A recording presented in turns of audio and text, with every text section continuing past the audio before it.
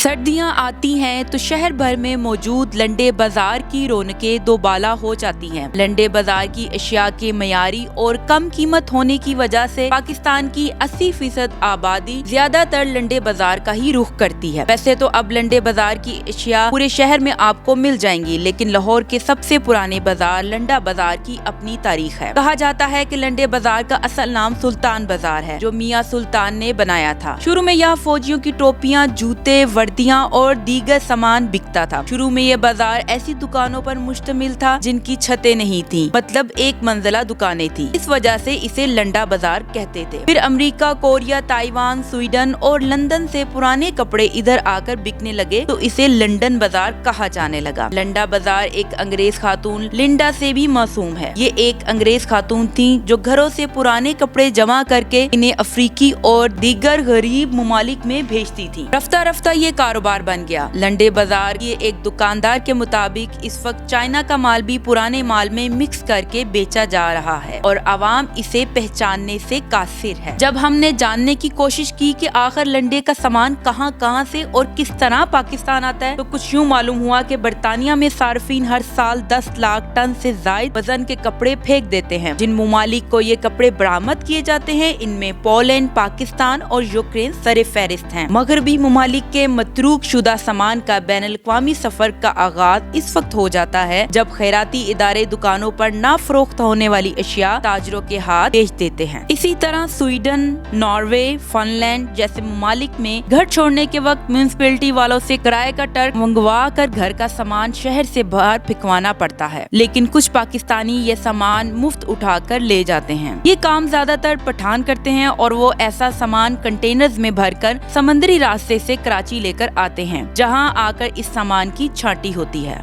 अपना सफर शुरू करने से पहले इस सामान पर जरासीम कुछ स्प्रे भी जरूर किया जाता है। जापान में दुकानें छोटी होती हैं और मौसम बदलने पर दुकानदार अपना सारा सामान फुटपाथ पर रख देता है, क्योंकि गोदाम में सामान रखने का किराया सामान की कीमत से भी ज्यादा होता है। स्वीडन, नॉर्वे, फिनलैंड वगैरह में बढ़ती तलाक की शरह ने भी लंडे की खूब रौनक बढ़ाई है। जब इनमें कोई तलाक होती है तो आदमी को सिर्फ 2 कपड़ों में बीवी का घर छोड़कर जाना पड़ता है और फिर बीवी घर का सारा सामान बाजार जाकर बेच आती है और सामान बिके ना बिके 4 बजे के बाद इसे भी इस सामान को वहीं छोड़ना पड़ता है और फिर यह सामान हमारे मुल्क के लोग जमा करते हैं और यहाँ लाकर बेचते हैं। कहा जाता है कि गैर मुमालिक से सामान लाने का काम सिर्फ पाकिस्तानी पठानों की हिम्मत का ही काम है, क्योंकि वो इंतहाई सर्द मौसम में गुजारा करते हैं। एक वक्त खाकर भी गुजारा करते हैं, फर्श पर भी लेट सकते हैं, जबकि दूसरे लोगों को सामान लाने के लिए होटल में रहना पड़ता है। और इन मुमालिक में महंगाई इतनी है कि होटल के अखराजात के बाद फायदा बिल्कुल नहीं हो सकता। अब तो ऑनलाइन लंडा बाजार भी मौजूद है और वहाँ दुनिया की हर ब्रांड आपको मुनासिब रेट पर मिल जाती है। मजीद दिलचस्प मालूमात के साथ फिर हाजिर होंगे। अमारा खान को इजाजत दीजिए। अल्लाह निगहबान।